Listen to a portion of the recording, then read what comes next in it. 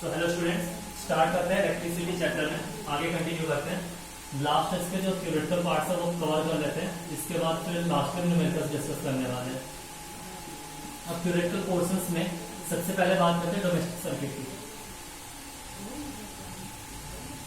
ठीक है, domestic circuit. अब डोमेस्टिक सर्किट में क्या है, यहाँ पे एडवांटेज और डिसएडवांटेज की बात है। तो सबसे पहले अगर डिसएडवांटेज की बात करें, डिसएडवांटेज कब होगा आपका, जब आप सर्किट का बनाएंगे, सीरीज सर्किट के बारे में बात करेंगे। और एडवांटेज कब होगा इसका, जब हम पैरेलल सर्किट के बारे में बात करेंगे। क्लियर है। तो सबसे पहला इसका हम बात करें डिसएडवांटेज के बारे में। सीरीज सर्किट में क्या होता है, सिंपली सारे सर्किट में क्या होगा, सिंपल एक ही फ्यूज होगा। दैट मीन्स अगर एक आपका यूनिट खराब हो गया, इस तरीके से कुछ कनेक्शन होगा। अगर आपका एक सर्किट का एक पार्ट ब्रेक होगा, दैट मीन्स आपका एंटायर सर्किट आपका ब्रेक हो जाएगा, यहाँ से वर्क करना स्टार्ट नहीं करेगा। दूसरी चीज क्या है, पूरे सर्किट को ऑपरेट करने के लिए सिंगल स्विच होगा। दैट मीन्स अगर आपका यहाँ पे कोई इंडिविजुअल स्विचेस नहीं होंगे, दैट मीन्स आप एक को ऑफ करेंगे तो अल्टीमेटली आपका सारे स्विचेस ऑफ है, सारे जितने भी कंपोनेंट्स होंगे वो आपके क्या हो जाएंगे, ऑफ हो जाएंगे। क्लियर है। इसके अलावा और क्या है, अगर आपके सीरीज इस सर्किट में क्या है, कोई भी चीज अगर खराब होती है तो दैट मीन्स पूरी की पूरी सर्किट आपकी खराब होगी। वहीं बात करें पैरेलल सर्किट की, तो नॉर्मली अगर हम अपने घरों पे जो यूज करते हैं वो होता है मेनली पैरेलल कॉम्बिनेशन। पैरेलल में होता क्या है, यहाँ पर क्या होगा, अब जैसे यहाँ पे मैंने बात की, यहाँ पे दैट मीन्स यहाँ पे जो अप्लाइड वोल्टेज होगा वो क्या होगा, डिस्ट्रीब्यूटेड होगा। डिस्ट्रीब्यूटेड सेम वोल्टेज होगा। यहाँ पर अगर मैं बात करूँ तो क्या होगा, सीरीज के केस में क्या होता है, सामने जो बल्ब रहेगा वो तो तेज ग्लो करता है, जो एंड में होगा सबसे लास्ट में उसकी ग्लो कम करेगा। लेकिन वहीं अगर पैरेलल की बात करें तो सब पे इक्वल वोल्टेज जाने का क्या होता है, सारे बल्ब इक्वल वोल्टेज पाते हैं, तो इक्वल वोल्टेज का सब इक्वली ग्लो करते हैं। तो यहाँ पे सबसे पहला एडवांटेज ये है। दूसरी चीज क्या है, अगर सर्किट का एक कंपोनेंट आपका खराब होता है तो इसका मतलब ये नहीं कि बाकी सारे कंपोनेंट भी खराब होंगे। एक खराब दैट मींस आपका एक ही खराब होगा, दूसरे वाले पे कोई भी इफेक्ट नहीं पड़ेगा। नेक्स्ट चीज क्या है इसमें सर्किट में, यहाँ पे इनको ऑपरेट करने के लिए इंडिविजुअल स्विचेस नहीं थे। यहाँ पे क्या था, एक स्विच लगता है जिससे पूरा सर्किट आपका वर्क कर रहा था। इस केस में क्या होगा, अगर यहाँ पे हर एक के लिए इंडिविजुअल स्विचेस होंगे, दैट मीन्स आप किसी पर्टिकुलर चीज को चाहे तो आप ऑपरेट करने के लिए ऑन कर सकते हैं या पर्टिकुलर को ऑफ कर सकते हैं। बाकी और थोड़े बहुत आप एडवांटेज डिसएडवांटेज आप पढ़ लेंगे, आपको समझ में आ जाएगा, अदरवाइज आप कभी पूछ सकते हैं। इसके बारे में बात करते हैं नेक्स्ट हम इलेक्ट्रिकल पावर के बारे में। अब ये जो टॉपिक है आपको मैंने क्लास 9th में ही पढ़ाया था इलेक्ट्रिक पावर के बारे में। इलेक्ट्रिक पावर मेनली क्या होता है, work done per unit time. जो भी आपका कंपोनेंट है या जो भी आप इक्विपमेंट यूज कर रहे हैं, कितना हमने वर्क डन किया पर यूनिट टाइम में, वही इसकी क्या हो जाती है, पावर। क्लियर है। या फिर हम कह सकते हैं energy consume per unit time को क्या कहेंगे हम, इलेक्ट्रिक पावर।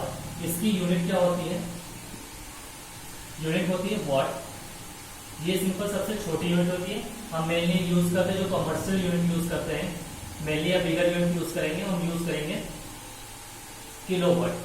अब जहां बात एनर्जी की आएगी वो हम कमर्शियल यूनिट यूज करते हैं किलोवाट आवर। दैट इज कितने आपने एनर्जी कंज्यूम की पर आवर में, या फिर जो जितने भी घंटे चल रहे हैं उसमें कितना आपने एनर्जी कंज्यूम किया। दैट मीन्स इलेक्ट्रिकल पावर आपका हो गया work done per unit time या फिर E/T, energy consume per unit time. That is P equals to हो गया E/T और P इक्वल्स टू हो गया वर्क डन अपॉन टाइम। दूसरी चीज क्या है यहाँ पर, अब इसी में बात करें तो मैंने आप लोगों को बताया था 1 किलोवाट आवर की वैल्यू कितनी होती है, 1000 वाट होती है, ये आप लोगों को पता है। दूसरी चीज 1 किलोवाट आवर की आपकी एनर्जी, मैंने एक रिलेशन आप लोगों को बताया था किलोवाट आवर और जूल में। किलोवाट आवर और जूल में मैंने आप लोगों को पिछली क्लास में 9th क्लास में आप लोगों को बताया था कैसे करते हैं इनके बीच का रिलेशन। तो 1 किलोवाट आवर की वैल्यू होती है 3.6 इंटू 10⁶ जूल, ये होता है। और क्या चीज है, 1 वॉट की वैल्यू कितनी होती है, 1 जूल पर सेकेंड। क्लियर है।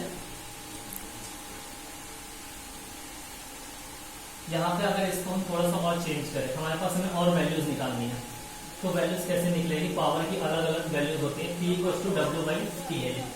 अब क्या है, मुझे पता है वोल्टेज की वैल्यू, पोटेंशियल डिफरेंस की वैल्यू होती है W बाई क्यू होती है। क्लियर है? अब W बाई क्यू का मतलब क्या होगा, W इक्वल्स टू क्या होगा, V मल्टीप्लाई बाई क्यू। ये वैल्यू यहाँ पुट अप करें तो क्या आएगा, P इक्वल्स टू W की जगह हो गया वी क्यू अपॉन T हो गया। फिर इसके बाद Q की वैल्यू क्या होती है आपकी, Q की वैल्यू होती है IT, that is current multiply by time. तो क्या हो जाएगा, V into I multiply by T, that is T से T कैंसिल, तो आपका क्या हो गया, पावर का दूसरा रिलेशन वोल्टेज के फॉर्म में क्या है आपका, P इक्वल्स टू VI। इसके अलावा ओम्स लॉ के अकॉर्डिंग क्या होता है, V इक्वल्स टू क्या होता है, IR। क्लियर है? तो यहाँ से यही रिलेशन और क्या कन्वर्ट हो जाएगा, V के जगह IR रखने से P इक्वल्स टू V के जगह मैंने रखा IR मल्टीप्लाई बाई I, तो आपका क्या हो गया I स्क्वायर R। तो ये एक और आपका रिलेशन है पावर का करंट और रेजिस्टेंस के फॉर्म में, ये वोल्टेज और करंट के फॉर्म में, और बाकी आपका वर्डन के फॉर्म में था। तो ये आपके कुछ बेसिक रिलेशन हुए। इसके बाद एक लास्ट टॉपिक डिस्कस कर लेते हैं थ्योरेटिकल पार्ट का, वो है हीटिंग इफेक्ट ऑफ करंट। अब हीटिंग इफेक्ट के बारे में क्या है, अब मुझे पता है कोई भी कंपोनेंट जो हम यूज कर रहे हैं, अगर मैं उसे क्या करता हूँ यूज करता हूँ,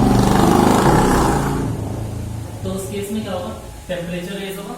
अब जब टेम्परेचर रेज होगा दैट मीन्स क्या होगा, जब कंटिन्यूस में करंट प्रोवाइड करते हैं तो क्या होता है, उसका वोल्टेज टेम्परेचर रेज होता है। टेम्परेचर रेज होने का कंपोनेंट आपका हीट करता है।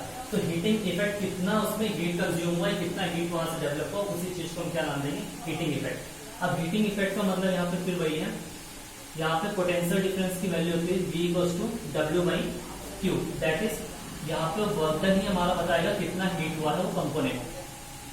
क्लियर है? अब यहाँ पे दूसरी चीज क्या है, V की वैल्यू ओम्स लॉ के अकॉर्डिंग क्या होता है, V equals to IR। Clear है? और नेक्स्ट आपका Q की वैल्यू क्या होती है, IT। क्लियर है? तो यहाँ से अगर इसी को कन्वर्ट करो तो क्या हो जाएगा, I स्क्वायर R T, और ये वर्क डन आपका एज अ एनर्जी के फॉर्म में स्टोर होता है। तो यही वर्क डन आपका एनर्जी फॉर्म हो जाता है, और इसी का नाम हम देते हैं heat dissipation. Heat dissipation that means ये आपकी वो हीट है जो डिसिपेट होती है किसी भी इलेक्ट्रिकल कंपोनेंट में, इतना हीट डिसिपेट होता है जब उसे हम यूज करते हैं, that is I square RT। और एनर्जी की यूनिट हमेशा क्या होती है, जूल।